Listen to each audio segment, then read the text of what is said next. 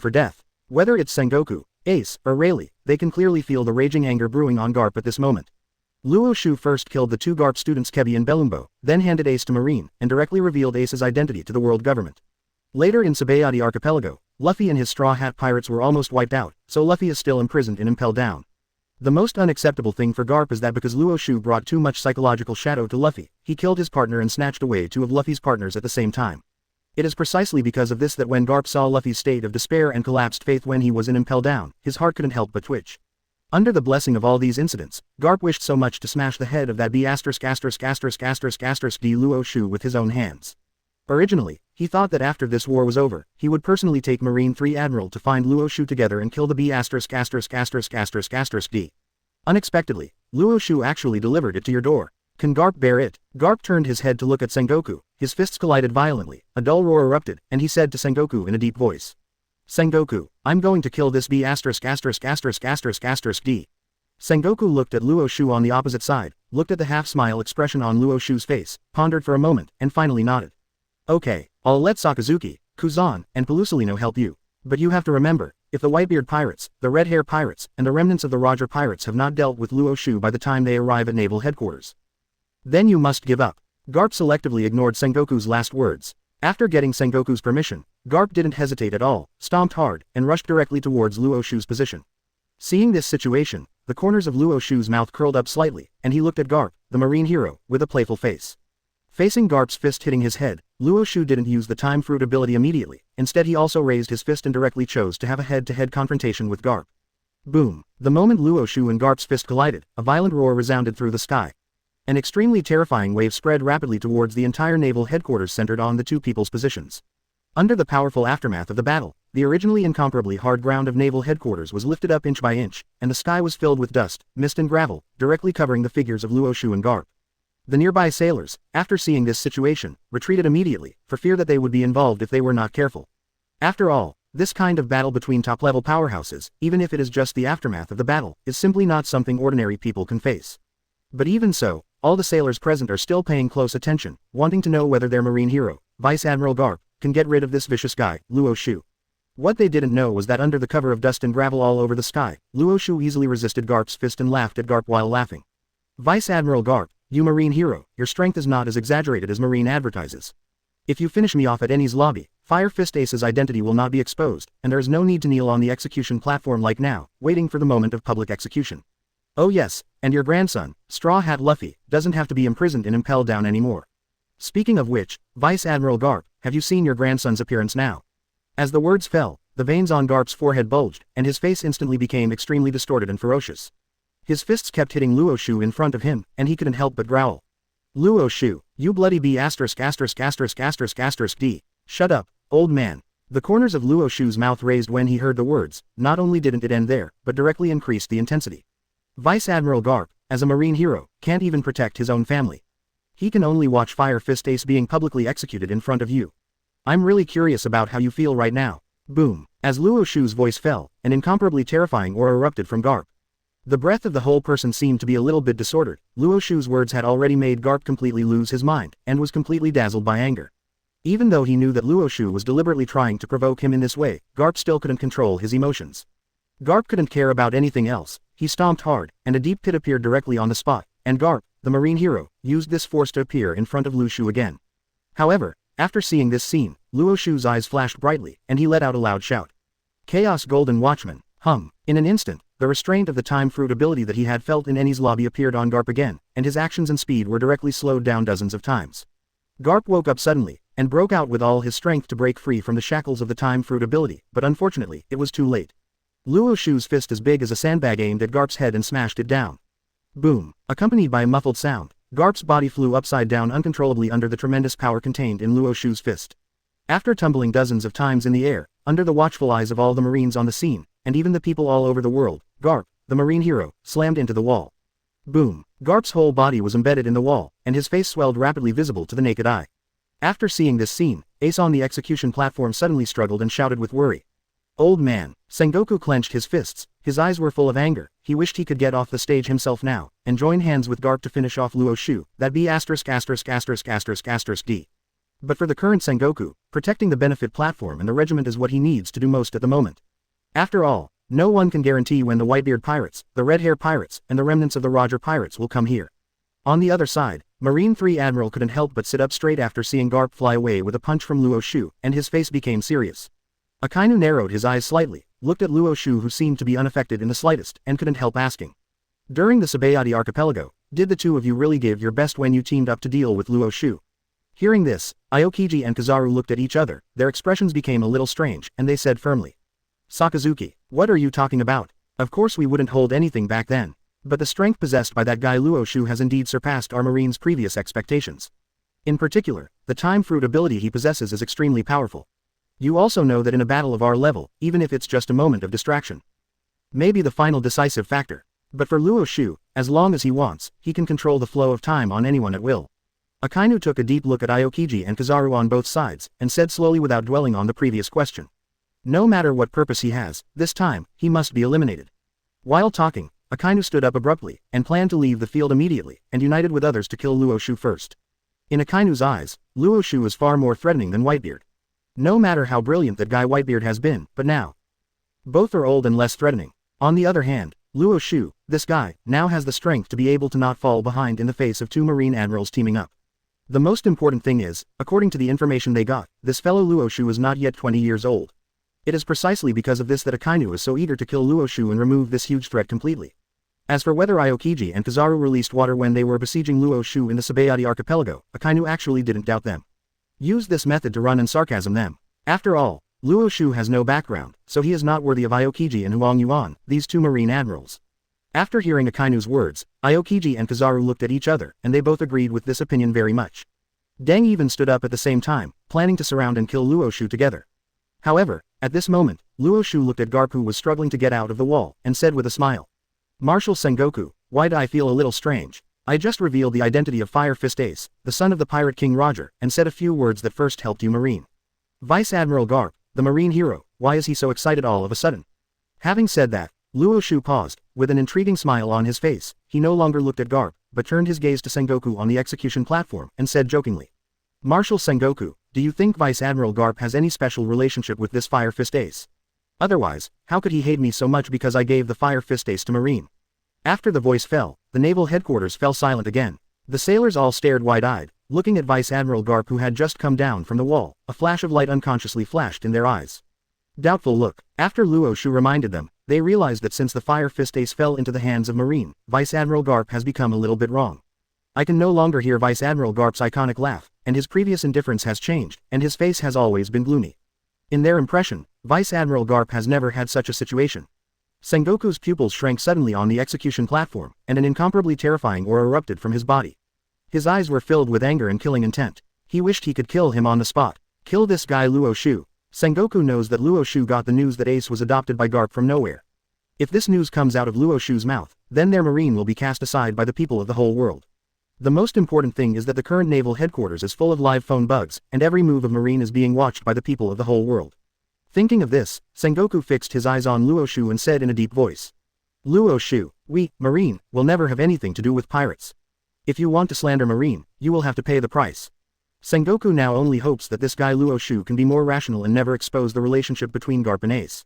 For this reason, after seeing the weird smile on Luo Xiu's face, Sengoku didn't even give him a chance to speak again, and said loudly directly with the amplified phone bug. Fire Fist Ace, besides being the second team captain of the Whitebeard Pirates, is also the biological son of the Pirate King Roger. This time, our marine will pass the execution of Ace the Fire Fist, who is Roger's son, and Pluton Rayleigh, the deputy captain of the Roger Pirates. Announce to the whole world that the chaotic era of great pirates will officially come to an end starting today. Sengoku's shout echoed throughout naval headquarters, and spread to every corner of the world through the live phone bug. And Ace on the execution platform became extremely excited after hearing this, struggling and shouting. I'm not. I only have one daddy, and that's Whitebeard. A flash of anger flashed in Sengoku's eyes. Is this guy's brain full of shit? He still hasn't figured out the situation. He must be happy to drag Garp into the water, right? Just when Sengoku was about to say something, dozens of pirate ships sailed towards naval headquarters, accompanied by those members of the pirate group belonging to the Whitebeard pirate group. The roar of the members. Ace, we're here to save you. 073, the strongest in the world, Luo Xiu. Play goddess in front of licking dog. Kneeling to subscribe. If it is said that Luo Xiu's arrival made all marines vigilant, guarding against any atrocities committed by this extremely vicious thief. The arrival of the Whitebeard pirates made all the marines in Marineford raise their guns or hold their weapons tightly, ready to fight against the Whitebeard pirates at any time. Although Luo Xiu's purpose is not clear, what is certain is that he does not think about rescuing Fire Fist Ace and Pluton Rayleigh. After all, whether it is Fire Fist Ace or Pluton Rayleigh, they were all captured by Luo Xiu first, and then traded to the marine. Even if Luo Xiu really has any other ideas, it still needs Admiral Sengoku, Vice Admiral Garp, Teacher Zephyr, and Marine 3 Admiral to have a headache, and the relationship with them, the common sea soldiers, is not too big. But the Whitebeard pirates are different. The guys from the Whitebeard pirates are the enemies that the common sailors need to face. Even Luo Xiu turned his head and looked playfully at the dozens of pirates galloping forward, with a strange smile on his face. Tisk, it's finally getting interesting. In fact, even if Sengoku didn't interrupt Luo Xiu before, Luo Xiu didn't intend to expose the relationship between Garp and Ace just now. Just adopting a son of the One Piece King Roger, although Garp can be ruined, but it is not enough for him to drag the entire marine into the water, and make marine the target of public criticism all over the world. In this extremely grand performance, there are still a few crucial actors missing. Now that the Whitebeard pirates are in place, the Red Hair pirates, Roger pirates, Revolutionary Army, and even the Straw Hat pirates, who were supposed to be imprisoned in Impel Down, will soon be in place. Luo Xiu is really looking forward to it more and more. When he exposes the true colors of these guys one by one in front of the whole world, what kind of faces will they have? After feeling the weird smile on Luo Xiu's face, Dion, who was standing with Robin, Nami, Vivi, and Hancock, was already full of apprehension. Guillaume always feels that in this war, the ones who have the greatest impact on Marine are definitely not the Whitebeard pirates, the Red Hair pirates, and the remnants of the Roger pirates. What Luo Xiu intends to do is probably the one that can deal the most serious blow to Marine. Unfortunately, with her current status, she can no longer stand in the ranks of Marine. Thinking of this, Guillaume's eyes dimmed slightly, and his head drooped involuntarily. In fact, from the beginning, Sengoku, Garp, Zephyr, and Marine 3 Admiral, and other Marine executives have noticed the strangeness of Guillaume. But they also know very well that if the 9 Snake Island incident is publicized and other people know that if Luo Xiu forcibly kidnaps Guillaume, the Admiral candidate, it will deal a blow to Marine's prestige 710. It is precisely because of this that they did not mention this matter, but now Guillaume not only did not return to the ranks of Marines, but stood side by side with those women from Luo Xiu, which made all the Marines in Marineford some bad premonitions appeared in the hearts of the senior leaders. Could it be that the D Luo Xiu only took 3 days to completely tame the famous goddess Vice Admiral in Guillaume, right? If that happened, it would be really terrifying. The sailors in Marineford began to stand ready to prevent those pirates belonging to the Whitebeard pirates from breaking through the blockade and breaking into the interior of Marineford. Cake, who was also a candidate for Admiral, saw Guillaume's figure, his eyes turned red instantly, and his whole body began to tremble slightly involuntarily. Luo Xiu, I must kill you myself. The T-Dolphin turned its gaze to Luo Xiu, its eyes and face were already full of crazy killing intent. The T-Dolphin can't even imagine what he has experienced in Ju Snake Island in the past 3 days after he has pursued the goddess Guillaume for so many years. Even just thinking about that scene for a second, the T-Dolphin is going crazy, and his heart is about to jump out. But at this time, the Whitebeard pirates had already arrived. Even if the T-Dolphins wanted to attack Luo Xiu, they could only hold back at this time. The most important thing is that with Luo Xiu's power to knock down Vice Admiral Garp just now, the T-Dolphin doesn't have the courage to face such a terrifying monster like Luo Xiu alone. At this moment, Sengoku also noticed that the pirate ships that were heading towards Marineford at full speed did not have the Moby DK that Whitebeard was on. That Whitebeard guy, what the hell is he doing? Sengoku frowned, desperately wanting to know where Whitebeard is at this time, but at this moment, the sea surface inside the Marineford port, which was originally extremely calm, suddenly had bubbles gushing out from the bottom of the sea. As the blisters gradually increased and became bigger, Sengoku's pupils shrank suddenly, and he already thought of where that guy Whitebeard is. In the next second, the huge pirate ship with a layer of coating suddenly jumped from the bottom of the sea and landed on the sea surface. The terrifying weight caused a turbulent wave on the entire sea surface. Boom! There is a loud noise under the sea, and the Whitebeard pirates make their debut. Whitebeard held the supreme sharp knife Kong Yunchi, standing proudly on the bow of the Moby DK, Mal, BCCE Company, Jazzy, Vista and other team captains all stood behind Whitebeard. The rest the members of the Whitebeard pirates also looked excited. After seeing this scene, Sengoku's expression on the execution platform suddenly became very gloomy, and he couldn't help cursing in a low voice.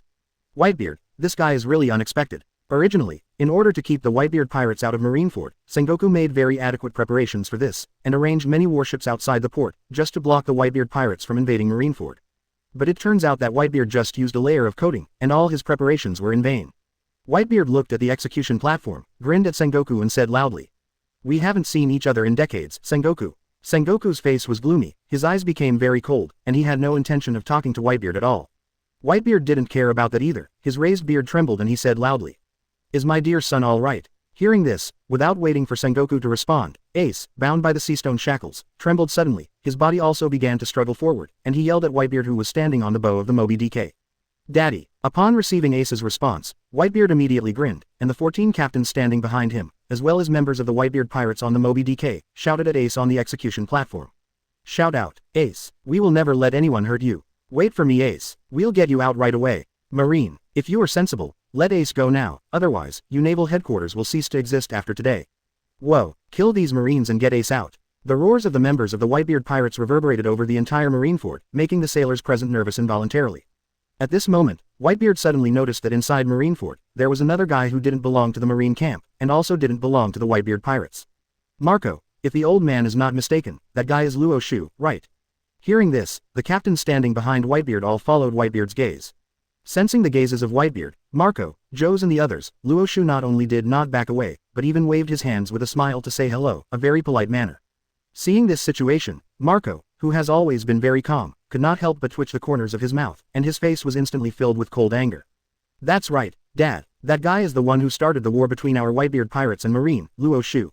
Even if they haven't met Luo Xiu, since they saw the newspaper that said Luo Xiu defeated Ace and traded it to Marine, everyone in the Whitebeard pirates clearly remembered this name. If it wasn't for this guy, how could the Whitebeard pirates take the risk to start a war with Marine? Everyone knew very well that even if they were able to rescue Ace from Marine in the end, there would definitely be huge casualties as a result. Obviously, all the members of the Whitebeard pirates are brothers and sisters. For an ace, they have paid too much. Father, let me kill that B****************. D. He appeared here at this time, he definitely has no good intentions, maybe he is here to prevent us from rescuing Ace. Joes clenched his fists, his face was full of anger and killing intent, and Vista also drew out his 2 knives and held them in his hands, exuding a strong killing intent. Even the rest of the captains are all scrambling to volunteer at this time, wanting to kill Lu Shu first. Whitebeard took a deep look at the smiling Luo Xiu, and said in a deep voice without looking back. Now is not the time to trouble that brat, what we need to do now is to save Ace from the execution platform. Whitebeard's words made all the team captains quiet down, and Marco beside him could not help but breathe a sigh of relief. Marco knew that guys like Josie and Vista were just dazzled by anger. They had even forgotten that guy Luo Xiu had the ability to face 2 marine admirals at the same time, and he didn't have the slightest bit of power. The terrifying power of the falling wind. Marco even felt that even when his father was at his peak, he might not be able to compare with such a road repairer. The title of the world's strongest man, after this war is over and people's attention is diverted, I'm afraid it will belong to Luo Xiu. After Whitebeard made a decision, he didn't hesitate at all, and directly put Kong Yunchi in his hand aside, his legs slightly bent, and his arms were crossed on his chest. After seeing this scene, Sengoku's pupils dilated suddenly on the execution platform, and when he was about to say something, Whitebeard grinned, swung his arms and punched towards both sides. Kachacha. Whitebeard's fist obviously landed in the air, but there was a sound like glass cracking. Under the effect of Shock Fruit's ability, a terrifying shock wave swept towards the sides of Whitebeard's body. The sea surface that had calmed down suddenly turned into a monstrous wave. Boom! The terrifying roar reached the ears of everyone present, and the waves on both sides seemed to have reached the level that could cover the sky and block out the sun, making the entire marine. Fando became extremely gloomy, whether it's the sailors in Marineford, or the people who are watching this public execution anywhere in the world through the live phone bug, in their hearts. All unconsciously filled with fear. This time, they actually witnessed with their own eyes how terrifying power Whitebeard, the strongest man in the world, possesses. Whitebeard grinned at the 2 waves that were about to be photographed, and with his Shock Fruit ability, it was really a breeze to trigger such a tsunami. It is no exaggeration to say that even if Whitebeard wants to sink the entire Marineford, there is a great possibility that Whitebeard will be able to do it. It's just that those marine executives will not just watch these 2 monstrous waves, fearing that they will fall on Marineford. Sitting on one of the 3 chairs under the execution platform, Aokiji glanced up at the stormy waves on both sides, and with a thought, his figure suddenly disappeared in place. Aokiji stepped on the moonwalk and rose into the air, stretched his arms, 2 solid ices suddenly appeared from his palms, and under Aokiji's control, these 2 solid ices spread towards the waves on both sides. Past, Ice Age, Kachacha. In just a few breaths, the terrifying tsunami caused by Whitebeard's Shock Fruit ability was directly frozen by Aokiji's Ice Age. However, after freezing the tsunami on both sides, Aokiji's Ice Age did not end there. Instead, under the control of this marine admiral, it quickly spread towards the Moby DK that Whitebeard was on. In an instant, the Moby DK, which was still swaying in the waves, was instantly frozen. Aokiji will use this method to block the retreat of the Whitebeard pirates. By the way, it can also create an excellent battlefield and avoid the destruction of Marineford as much as possible. Seeing this situation, Sengoku on the execution platform did not hesitate any longer, picked up the amplified telephone bug, and shouted out loudly. Soldiers, this time, what we Marines have to do is to publicly execute Fire Fist Ace, Pluton Rayleigh. And get rid of the Whitebeard pirates, and put an end to this chaotic era of great pirates. Let's fight the enemy bravely, and fight for justice. As Sengoku's voice fell, Marineford fell silent for a moment, and then broke out into extremely violent shouts. Whoa, get rid of the Whitebeard pirates. End the chaotic age of great pirates. For the sake of justice, bravely kill the enemy. There was no need for Sengoku to say anything more. These sailors, under the leadership of the guys at the marine level, rushed towards the Whitebeard pirates on their own initiative. Whitebeard grinned, pulled out Kong Yunchi, lifted it up, and shouted. Little ones, run into Marineford. Get Ace. Ace, wait for us, we're here to save you now. The members of the Whitebeard pirates on the Moby DK jumped off one by one, ran on the frozen sea of Aokiji, and charged towards the interior of Marineford. All of a sudden, the war between Marine and Whitebeard pirates officially started. At the same time, after Garp took a deep look at Ace on the execution platform, he did not choose to join the ranks of fighting against the Whitebeard pirates. He rushed to where Luo Xiu was. Garp doesn't know why he did this, maybe it's because he hates Luo Xiu, or maybe, he wants to see the Whitebeard pirates successfully rescue Ace. However, before Garp, another figure appeared opposite Luo Xiu. As a candidate for admiral, the T-Dolphin clenched his fists tightly, his eyes were red, and his face was twisted with ferocity. He stared at Luo Xiu opposite him, and said word by word. Luo Xiu, I've said it before, I will kill you with my own hands. Since you have already offered to come to your door, then, you go to die. Luo Xiu looked at the T-Dolphin with great interest, clearly feeling the anger of this admiral candidate. Facing the T-Dolphin who came to him because he played with his goddess Gion, the corners of Luo Xiu's mouth slightly curled up, and a strange smile appeared on his face.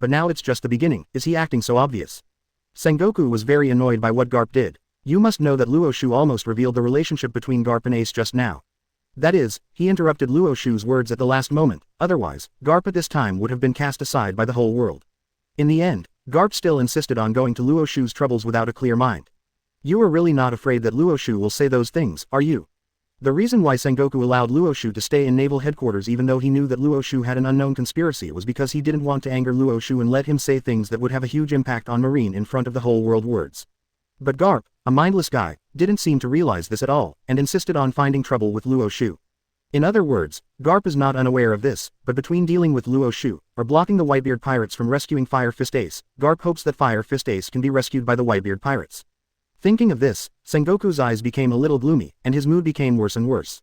Sengoku knows very well that with the arrangements he made, even if the Red Hair pirates and the remnants of the Roger pirates came to Marineford, they would never be able to rescue the Doctor with Fire Fist Ace. If Garp finally betrays Marine, even if Sengoku has been fighting side by side with him for decades, he can only get rid of Garp with his own hands. After all, this public execution is not only watched by the people all over the world. The guys from the World Government 5 Elders are probably in the World Government Conference room right now, watching this war that has already broken out. While Sengoku was worried about Garp's future, Rayleigh had already noticed this, and immediately turned his head to look at Sengoku beside him and said in a low voice. Sengoku, if you stop this war now and let me and Ace go, you Marines don't need to continue to suffer casualties. But if you insist on continuing to publicly execute me and Ace, then no one can say for sure how many casualties Marine will suffer this time. Sengoku, call it a day. Originally, Sengoku was in a silent trance, but when Rayleigh's words brought him back to his senses, Sengoku glanced coldly at Rayleigh who was kneeling beside him, and said in a cold tone. Shut up, Rayleigh. The only thing waiting for you and Fire Fist Ace is death. No matter who it is absolutely impossible to rescue you from our Marine. Also, the remnants of Roger's pirate group, it's better to appear here, so that our Marine can completely wipe out these unstable factors of the old era. Hearing this, Rayleigh's expression changed, and he looked at Sengoku in surprise and said in a deep voice. Don't be too confident, Sengoku. Don't forget that guy Luo Xiu is in Marineford right now. The momentum on Sengoku's body froze suddenly. He took a look at Luo Xiu who was constantly raising the famous knife Chushui in his hand, and slashed at Garp, then turned his head and gave Rayleigh a fierce look, and said straightforwardly. What's wrong with Luo Xiu? Rayleigh, do you think Luo Xiu will help you? Don't forget, whether it's you or the brat Fire Fist Ace, they were all traded to Heishi after Luo Xiu defeated them. Even you Pluton Rayleigh, didn't you have an arm cut off by Luo Xiu? As soon as the voice fell, Rayleigh's face suddenly became extremely gloomy and ugly, that is to say, he is now bound by chains and shackles, otherwise, he would have to give Sengoku, AB**************** D who can't open the pot and lift the pot, 2 punches. Sengoku and Rayleigh looked at each other, and at the same time looked away from each other, no longer interested in talking to each other. Card, there is another boat, and the place where Lin Fando is located is sailing over. After seeing the figures on that ship, Sengoku narrowed his eyes slightly, there was an expression on his face. Scoba Jabba, Crocus, West Carl, San Bell, Rayleigh, it seems that you, the vice captain, really let these guys who have been anonymous for decades reappear before my eyes. Sengoku glanced again at Rayleigh, who was kneeling beside him, with a mocking look on his face. The moment Rayleigh saw the appearance of these former partners, he couldn't help but breathe a sigh of relief, and after hearing Sengoku's words, Rayleigh couldn't help grinning. Sengoku, are you sure you want to continue this war? If this goes on, do you know how many senseless casualties your Marine will suffer? If possible, Rayleigh would naturally hope that the war would be over and Marine would release himself and Ace. After all, Jabba and Crocus are just like me, they belong to the remnants of the old era. After decades of incognito, they are not as powerful as they were back then. Participating in this war has a very high probability of getting hurt, or even dying in this naval headquarters. Sengoku ignored Rayleigh but directly looked at Zephyr's position, and said in a low voice to the former Marine Admiral who was in the same period as him. Zephyr, the remnants of the Roger pirates will be left to you to take care of them. Hearing this, Zephyr raised the huge iron arm grinder, and grinned. Leave it to me, I haven't seen these guys from the Roger pirates for so many years, this time, let me send them on the road with my own hands. After Zephyr finished speaking, he took his 2 students, Ain, Binz, and some generals who actively chose to follow Zephyr, and took the initiative to meet the remnants of the Roger pirates. Seeing this situation, Jabba, who used to be the 3rd member of the Roger pirates, directly took out 2 axes and held them in his hands, and launched an offensive towards Zephyr with an excited face. Come on, Zephyr, ever since the Roger pirates disbanded, I have been living as a commoner all these years. I look forward to the day when I will fight against the strong again. I have been looking forward to it for a long time. Ask for flowers. Zephyr swung his steel right arm, aimed at Jabba in front of him, and slammed it down hard. Accompanied by the violent roar, Fa also laughed and said. In this case, let me give you a grand death ceremony. This time, Zephyr no longer intends to just defeat the pirate as the enemy, instead of killing the opponent directly. His family members were brutally murdered, only 2 of his students were killed, and even he himself had an arm chopped off by the pirates. The current Zephyr is no longer the one who did not kill Admiral. The battle between Zephyr and Jabba is imminent, Ain and Binz, and other Marines. The generals also began to fight with the rest of the Roger pirates. At the same time, Aokiji, who was Marine Admiral, did not disappear after releasing the Ice Age, but challenged Whitebeard on the Moby DK without hesitation. Offensive. This time, everyone in Marine is very clear that the enemy they have to face is definitely not just a Whitebeard pirate group. It is precisely because of this that Aokiji and Kizaru, in the original plot, one fishes and paddles, and the other plays the ape Marine Admiral, instead of acting, they are real. Start fighting against the Whitebeard pirates. On the contrary, in the original Summit War, Akainu, who worked the hardest in the audience, was still sitting on the chair under the execution platform, watching the intensifying war in silence. Akainu is not acting, he is just waiting for the arrival of Red Hair Shanks and his Red Hair pirates. Akainu knows very well that with Pluton Rayleigh, not only Jabba and Kurox, the remnants of Roger's pirates will participate in this war. 0. There's absolutely no way that red-haired Shanks just watched Marine kill Rayleigh.